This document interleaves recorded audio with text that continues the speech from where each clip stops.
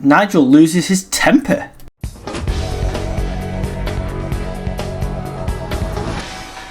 You may have seen Nigel Farage's press conference, which is actually pretty good, talking about various issues and of course announcing that the Police and Crime Commissioner for Leicester and Rutland had defected from the Tories to Reform UK.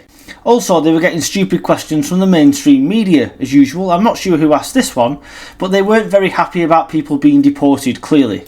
You say migrants in hotels should be deported.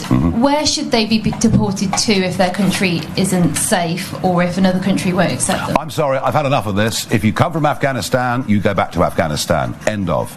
This idea we can't send people to certain countries, all the false claims that people make about their own personal lives. I'm sorry, we're done. We're done. Quite right too. Wherever they come from, they go back. I don't care about the situation of that country. I don't care about what's going on in that country, the politics of that country. Quite frankly, if your country is at civil war or something is seriously wrong there, why are you leaving your wife or your child or your family behind to face the music while you piss off to another continent completely?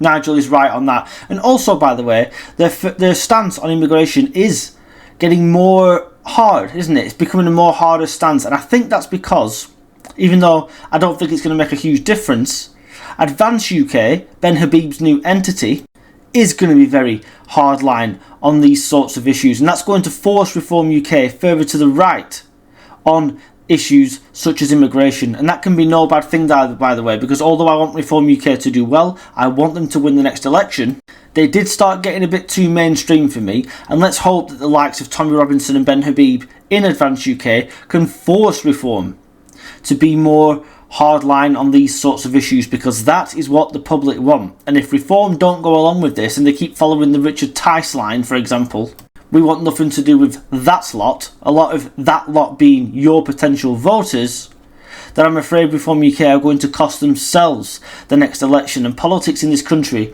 for the Tories and Labour is in such a bad way, there isn't now only Reform UK that can cost themselves the next election.